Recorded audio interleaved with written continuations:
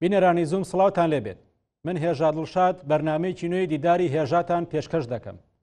میوانی ئەم جارم یەک لە سیاسەتکارە ناودارەکانی کوردە، ئەویش بەڕێز عوسمان بایدەمیرە کە لە لەندەنەوە لەگەڵمان دەبێت. لەم بەرنمەیەدا گەنگەشەی ڕووداوە سیاسی و پێژاتە گرنگەکانی سووریا و بەتایبەتیش ڕۆژاوای کوردستان دەکەین. پێم خۆشە یەکسەر چمەلای میوانەکەم. بەڕێز عوسمان بایدەمیر، سەرەتا بەخێراتی بۆ بەرنامەکەم و سپاس بۆ ئەم دەرفەتەش. خێرە خودل وەبێ، خێرە خودل لە هەموو تەماشەوانێ وەبێ، ئۆستەرە خودێ لەسەر هەر چارپەرچێ کوردستان و کوردستانیا بە. زۆر سپاس. بەڕێز بایدەمیر، تورکیا بە پاساوی تیرۆر پەلاماری هێزە کوردەکانی ڕۆژاوای کوردستان دەدات، بەڵام ئەو هێزانە پێشتر شەڕی داعشیان کردووە و ئەمریکاش بە هاوبەش و هاوپەیمانی خوانی دەزانێت. پێشبینیەکانی تۆ بۆ داهاتووی کورد لە سووریا وەڵا بەتایبەتیش ڕەوشی ڕۆژاوای کوردستان چییە؟ براستی هاتی وەر ئاستەکی کە ئەتکارم بێژم کوردستانی بە تایبەتی ڕۆژاوای کوردستان دەمێکی دیرۆکیدا دەرباست بێ. پشتێن 100 ساڵە جارێک دن دیرۆک خود تەکەرور دکە، خود تەکرار دکە. جارێک دن دیرۆک فەرسەندێکی زێرین دایە دەستێ کووردا. هەروەها ئەلبەت نەها گەلێمشەی لە ڕۆژاتە ناوین، گەلێمشەی لە سووری، گەلێمشەیەکی ناونەتەویە، گەلێمشەیەکی کو دەستێن گەلێک هێزن ناودەولەتی دە ناودایە. لێ هەروەها ئیرۆ فەرسەند هەیە کە کورد بە متەفیکێن خۆ کارەبن ببن خودیستاتیا خۆ کە هوژمر بپرسن پێشە ڕۆژاوای کوردستان هەروەها پڕانی گرێدایە تەفاقێکی نافخۆییە. ئەس بهێویمە و ئەس ببانگم ئەس بەهێستم کە گەلێمەی ڕۆژاوا حیزبێن کوردستانیان ڕۆژاوا کە ڕۆژێکی بێرە ڕۆژێکی یەک دەنگیەکی یەک ڕێزیەکی و یەک خۆستەکێکی ئاوا بکن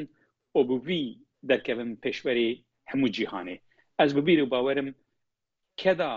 شەهیدێن ڕۆژاوای کوردستان هاتی وەر ئاستەکی کە بگیژێ ئەنجامێکی بگیژێ ستاتیویەکیش بۆ نەوەیەکێژی ئەس دکارم ببێژم کە ئیرۆ بالا ملیۆنان کوردên جیهانê li Rojavayê Kurdistanê. Ez pêşa roj van rojê ku em niha têda dijîn, rojên gelekî zehmetin, rojên gelekî talûkene, metersiyên me gelek mezinin, lê bi tifaqekî netewî, bi hêstekî netewî, bi piştgiriyekî netewî ez bi bîr û bawerim pêşa roja Rojava wê roneyî be. بەڵێ، تورکیا بۆتە جەمسەرێکی گەورە دوای سووریای نوێ، دوای سووریای بەشار ئەسەد. ئەگەر ئەمریکا دوای ئەوەی ترەمپ لە 20 مانگی داهاتوو بێت چێتە کۆشکی سپی، چاوەڕێ دەکرێت لە پاش ڕوخانی بەشار ئەسەد ئەمریکا لە سووریا و ڕۆژاوای کوردستان بکشێتەوە و پشت لە کورد بکات. پێشبینی تۆ چییە لە هەڵبژارنەکانی سەرۆکایەتی ئەمریکا و سیاسەتی ئەمریکا لە هەمبەر ڕۆژاوای کوردستان؟ ئەلبەت هەموو حیزبên ناونەتەوی لە ڕۆژهەڵاتە ناوین بەریە هەر تشتی لە بەرجەوەندی خودن هەر و هەروەها ئەم باش دەزانن کە یونایتد ستیت یعنی ئەمریکا لە سەکورەتیە ئیسرائیل دەنەرە و هەروەها یوروپا ژی لە بەرجەوەندی خودن هەرن. لێ لازمە کە ئەم کاربن ڕێ و ڕێبازێکی ببینن کە بەرجەوەندی کووردا بەرجەوەندیên حیزبên کوردستانیên ڕۆژاوا نەلدژی بەرجەوەندیên کەمبێژن دەولەتên دنێنە. هەروەها کوردên ڕۆژاوا ستاتیا خود خوازن و ئەو ستاتژی ji bona cîhanê bi rastî jî alîkariyek mezin e. Herwiha îro ku em pergala Kurd û Kurdistaniya dinerin ji bona hemû cîhanê ciyê şanasiyê ciyê ku bi hevdûra kar û xebatê ye. Ji bo vê yekê edkarim bêjim di pêşeroja Rojava da, di pêşeroja rojhilata navîn da û di pêşeroja kembêjin cîhanê da bercewendiyê Kurda û bercewendiyê cîhanê nelidijî hebûdûne. Felsefa Kurda û sekna Kurda û ya cîhana pêşketî bi gelek xala di warên demokrasiyê da, di nêrîna demokrasiyê da digijîn hebûdû. Edkarim bêjin potansiyel û weka stratejîk Kurd dikarin bibin müttefikên cîhana pêşketî. Ji bo neviyekê jî ez pêşerojê di vî warî da gelekî xurt dibînim, gelekî bihêvî dibînim, lê yek şertekî heye ku lazim e ku Kurd elan îro sibe di navêna meyekî da rojên pêşeme da lazim e ku bi yekdengiyekî, bi yekdekerasyonekî karibin derkevin pêşberî Amerîka û her wiha Ewropa û her wiha hemû cîhanê. Îro em dibînin ku Tirkiye bi xwe serê kêmanî serê heştê saliyê ku hebûna xwe li ser tinekirina miletên Kurd ava kirî. Îro di hemû rojhilata navîn da dewleta ku eşkere bêşik bêguma ku dixwaze Rojava bifetisîne û dixwaze Kurdên Rojava nebixwede statû yek dewletekî mahî ew jî rejima Ankarayê. Ji bo xatirê ku rejima Ankara bi ser nekeve di têkilatiya xwe dîplomasî da, di hêrişên xwe da, ji bo xatirê ku bi ser nekeve, lazim e ku Kurd bi yekdengî karibin ji cîhanê, karibin ji Şamê, karibin ji kesên hemberê xwe, ji hêzên hemberê xwe yek daxwazekî bikin. Bi yek dengekî karibin li ser masê rûnişin. Ew çax ez bi bîr û bawerim ev kiryarên Ankarê wê li valayê derbikeve, wê dîrok carek din xwe dibare nekir. Ber xatirê ku ji vê derê 100 sal berê bavûkalê me bi dengê Ankarê xapiyan. Ankara bavûkalê me xapandin û soza biratî, soza wekevî hate dahîn lê mixabin piştê ku girêka wan bi ser ket, piştê ku ew gîştin armanca xwe hemû bavûkalê me bi dar da kirin. Ji bo neviyekê lazim e ku carek din Hîzbê Kurda bi ti rengî bi siyaseta Ankarê û bi sozê Ankarê nexape. Ew nayê wî manê ku Rojavayê Kurdistan dijminatiya Ankarê bike ya Rojavayê Kurdistan şerên diwêlên cîranê xwe bike. Naxêr. Rojavayê Kurdistan dikare vî bangê bike ku ew ne dijminê tu cîranê xwe ye û ew şerê tu cîranê xwe nake. Lê hebûn û tunebûna wî li ser xwesteka wî ya daxwaza statûyê. Statûya Rojavayê Kurdistan ku di makezakona Sûrî da ciyê xwe bigire, ku di desteya bilind da ciyê xwe bigire, ew çax wê aramî were Sûriyê. Ew çax meriv dikare bibêje ku pêşeroja Sûriyê jî wê ronahî be. Amna hezar mixabin îro em dinerin ku rejîma ku niha li Şamê tê avakirin rejîmekî ku İslama radîkal e, cihadîzm e û ew rejîma cihadîzm û rejîma ku em bibêjin niha mirovayî jê Sûdê bistînin bi rastî hinekî metirsînên mezin heye ji bona pêşerojê. Her wiha li Sûriyê Durzî hene, li Sûriyê Elawî hene, li Sûriyê ku em bibêjin kêmnetew weka Ermen hene, weka Suryan hene û her wiha li Sûriyê Kurdistanî hene, Kurd hene û axa Rojava heye. Gelo merivê karibe çawa van hemû piraniya, van hemû nasnama, van hemû baweriya bi rêw û pêkên aştiyane jiyanekî bide berdewam. Ew jî ancak ve ancak bi sistemekî federalî pêk were. Sistemekî federalî ez bikarim bêjim nimuneyekî li cîhanê nimuneyekî serkeftî her wiha îro em dikarin bibêjin li Başûrê Kurdistan jî ku ev sistema federalî ku îro heye îro di jiyanê da ye ku gavak meriv li hemû Iraqê dinere Bakurê Iraqê her wiha Başûrên Kurdistan ciyê herî aram e. Ew jî sûda xwe ji federalizmê distîne, ew jî sûda xwe ji makazakonê distîne. Ku ew federalizm nîn bana wê îro ew aloziyek li Iraqê hebûn wê li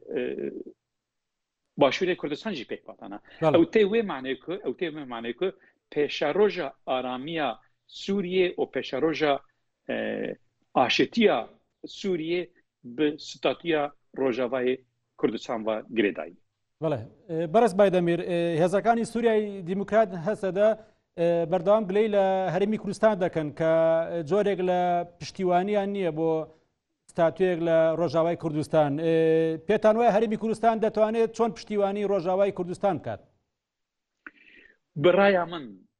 برایە من ڕۆژاوای کوردستان بوو ستار ji bona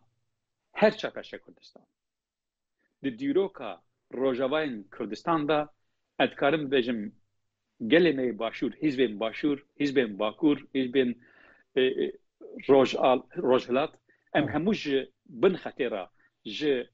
Rojavayê Kurdistanê deyndarin. Îro ew rojekî ku lazim e ki em di gaziya Rojavayê Kurdistan de biçin. Em dikarin çi bikin ji bona wan? Bi raya min ya tiştê herî mezin em dikarin bikin ku em bibin sewt ji bona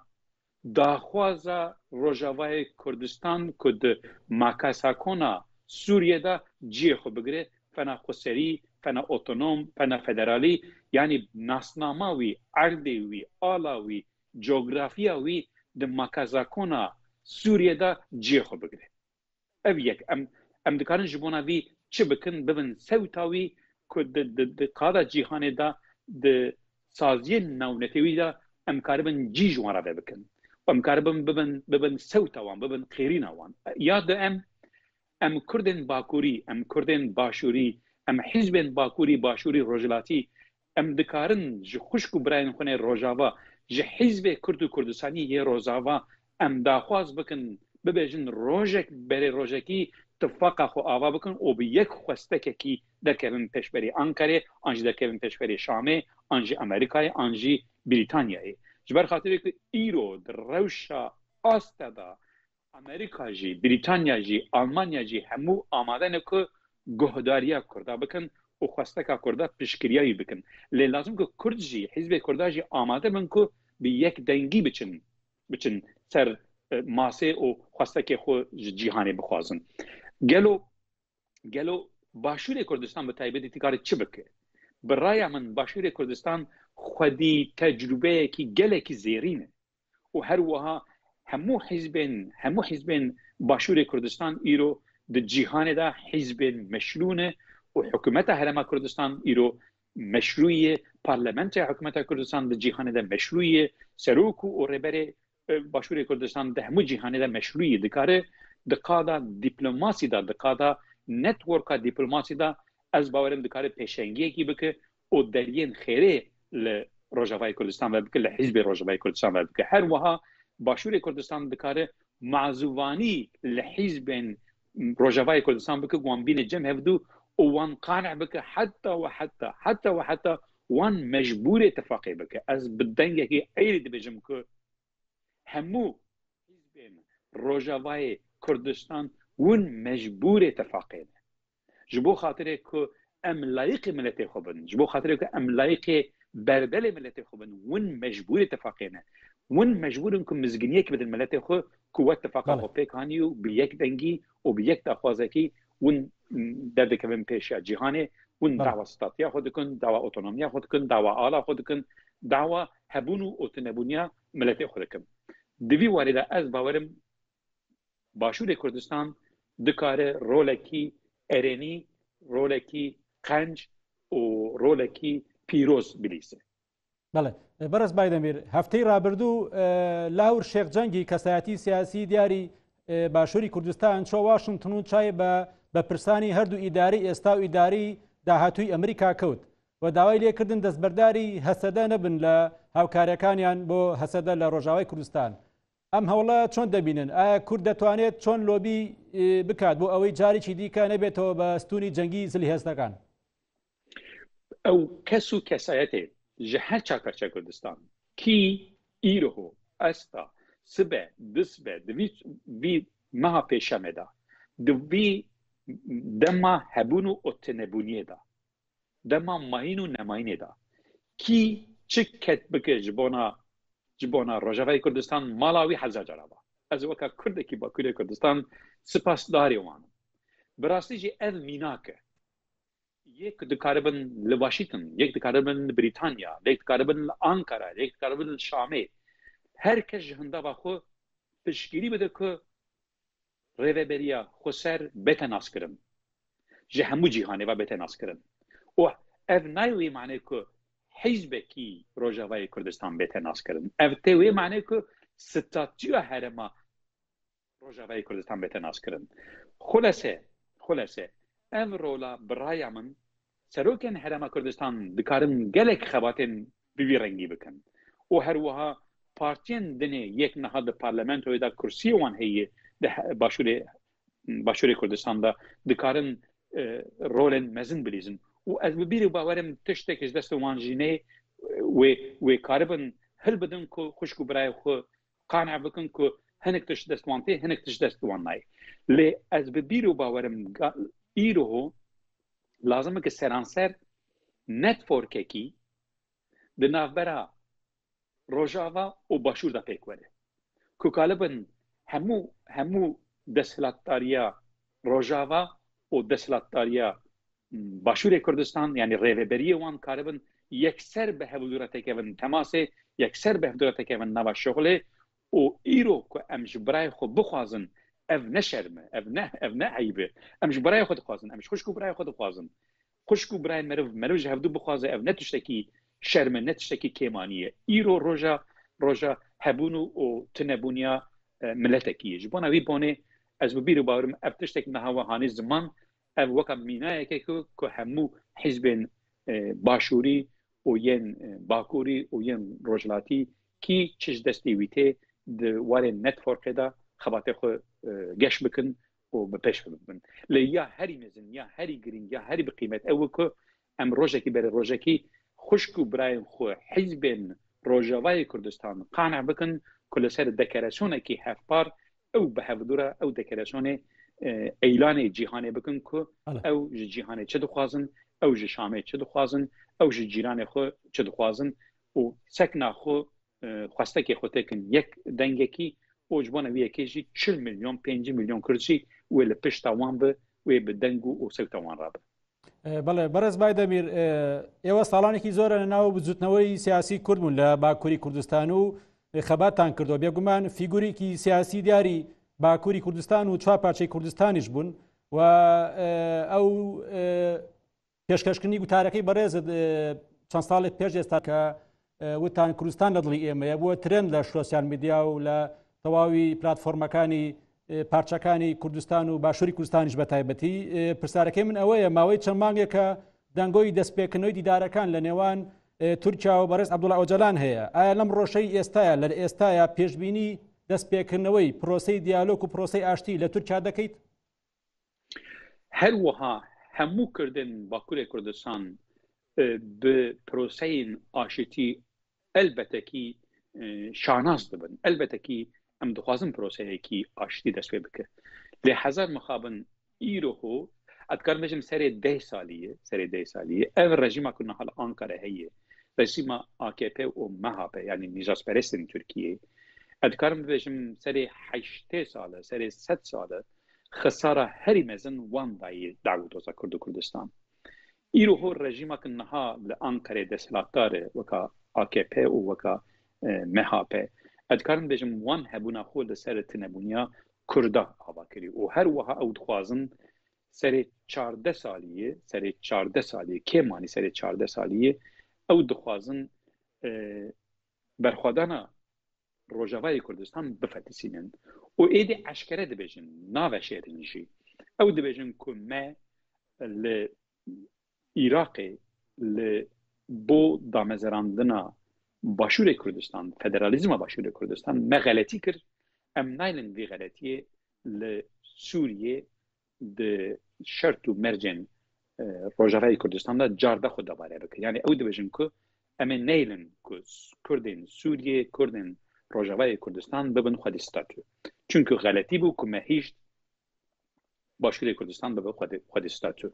ایرو هو قاسیک از دبینم رژیم آنکارا اف گفتگوین و اف داخوانیه که سر مهکی ددن او نه سامیمینه دوان گوتنه خدا او وکا پیلانه کی وکا اپراسیونه کی دخوازن لدجی کردا بکار بینن لازمه که کرد هم لباشور و هم جل باکور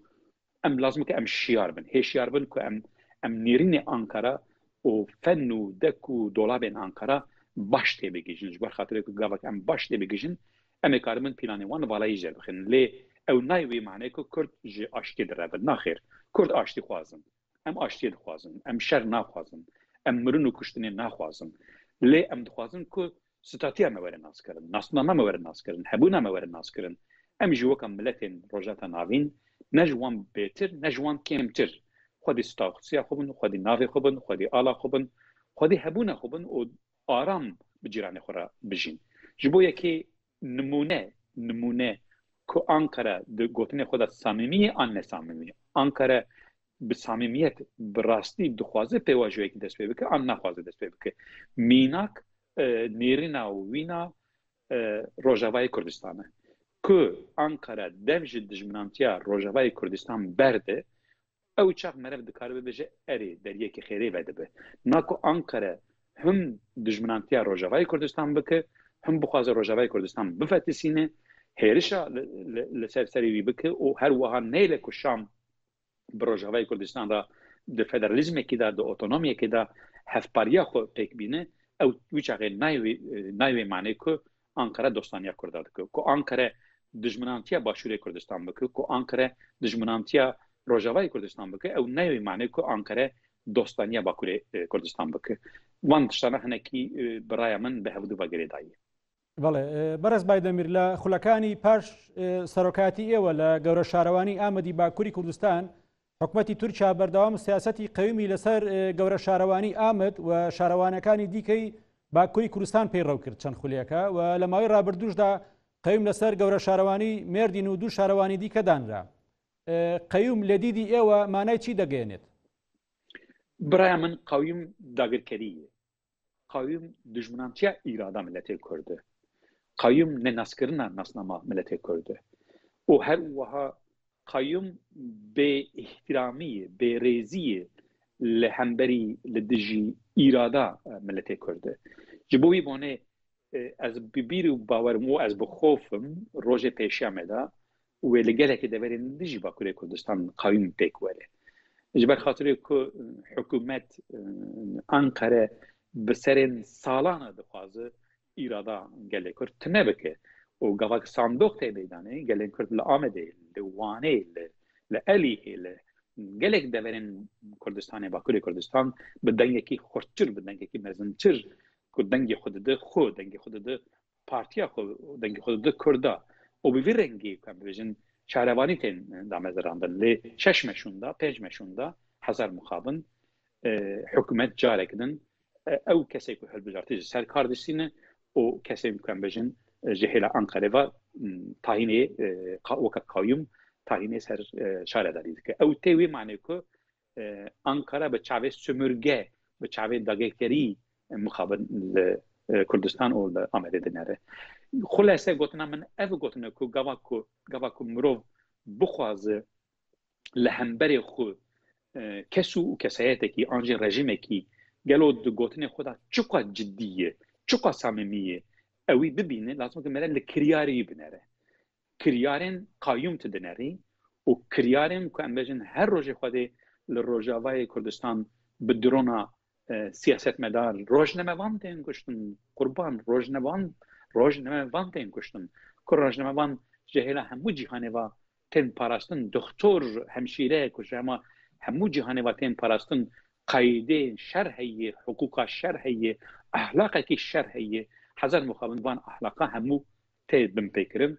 û gavak mere van kirinên Ankarê dibîne ew tê wê manê ku Ankara hezar muxabin ne dostê Kurdayê ne dostê her çeperçe Kurdistan e ji bo wî bonê lazim ki mirov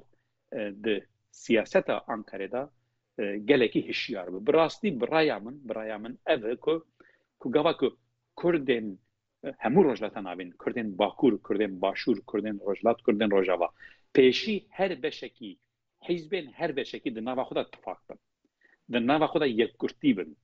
û dûra beşên Kurdistan di nava hevdû ve bi tifaq û bi diyalog bin ez bi wî baweriyê me ku ne polîtikên Tehranê ne jî polîtikên Ankarê dikarin Kurda weka tiştekî ji tifaqa wan û ji yekdengiya wan bixîne xwarê xulase du xet hene yek xet ew e ku pêşî Kurd di navbera hevdû da bi diyalog bin bi hurmet bin bi qedr û qîmet bin û em karibin ji hevdû re bêjin ku giyayê hewşê bi hewşê netale yek gotinek minî paşîn heye ku destûra we hebe ez xwazim wî jî bora parve bikim dîrok car canana فرسند مزن ددن دسته گلا و دیروک جار جارانا هنك كسو كسات دخينن بيشيا ملتا او كسو كساتانا فنا رمزن فنا فرسندن فنا opportunity جبونا ملتا برايا من قالك كسو كسات نحلو كردستان هنا خدي رمزن خدي فراستن ولازمك ام جوان سودي بستينن لدي في حين دا لروجاواي كردستان كيك مظلوم كوباني جبونا ديالوغا كردو كردي جبونا اتفاقا نتوي جبو روجاواي كردستان فرسندكي مزنه از جاردا بانك دكم كو ام دستي خورت بكن ام باري وان جران نكن كو ام الدرو دوراوي كوم ببن وبهر رنگي خو بهر دنگي خو ام كاربن دنگي خو بگيجنن هم شامي هم انقره وهم جيهانه انقره دخوازه كو هنك كردا بگشين جم خو و كردا لدجي كردا بكبيسيره هودو ووكا بيجي كرد ابي ناخوازن كرد بي ناخوازن خلاصه كو انقره بگيجي ارمانجا خو قربان انقره كو گيشت ارمانجا خو ايرو او ادمنستريشن حيه او اوبوزيشن حيه لروجاواي كردستان كو انقره بفتشينه او كسي كو بيوريه او دورا وانش بفتشينه بله وقلتنا منها باشين دوی وارده که روجاوا خواهده که بفتسه روجاوا تک بچه ایجاد دوره باشوره کردستانش برخاطر کردنها هشمندی آنکارا فلسفیا آنکارا لسر تنکرنا ستاتیا کردا لبو روجداتا ناوینه بله برز بایدەمیر کاتم کەم ماوە گەر بە کورتی جوابم بیتەوە من وەکو ڕۆژنامنووسە لە زۆبەی پارێزەکانی باکووری کوردستان گەڕاوم و یەکێ لە کتێبەکانیشم بۆ ناساندنی ئامەدی باکووری کوردستان نووسیمە پاریسی باکووری کوردستان جا ئامەدەکانەوە خەڵکی سلێمانی زۆر هۆگری شاری خۆیانن و خۆیان دەڵێن بەبێ ئامەدیا بەبێ سلێمانی ناژین بەڕێزت ساڵانێکە لە تاراوگە و لە ئەوروپا دەژین تا چەند بیری ئامەد دەکەیت ئامەد لای تۆ مانای چی دەگەێنێت ئامەد بڕاستی ئامەد نەڤەڕۆکە دلێ مەیە ئەلبەت سلێمانی گەورەیە ئەلبەت هەولەر گەورەیە ئەلبەت مەهاباد و چینە گەورەیە قاموش و عەفرین ئەلبەت گەورەیە لە بڕاستی ئامەد بۆ مە باکووریان ئەتکانم بێژم قەلهەیە و قەلها بەرخۆدانەیە ئەتکانم بێژم کە هێژی خەونێ من لە ئامەد دەرباستە بن هێژی خەیانێ من لە ئامەد دەرباستە بن و ئەز بیر و باوەرم ڕۆژێکی ئەمە جاردا لەسەر قەلها ئامەدێ لەسەر برجێن ئامەدێ لەسەر چەمێ تیگریسێ ئەمە جاردا بگەلێ خورابن بە هەواڵە هوگەلێ خورابن بەڵێ بەڕێز عوسمان بایدەمیر سیاسەتکاری ناوداری باکووری کوردستان سپاس بۆ بەشداریت سپاس دەکەم ستارەخوادا لەسەر کورد و کوردستان بە ستارەخوادا لەسەر ڕۆژاوای کوردستان بە هێویا مزگینیەکی خێرێ زۆر سپاس بینەرانی زووم دیداری هێژان پێشکەشکردن هەر شاد بن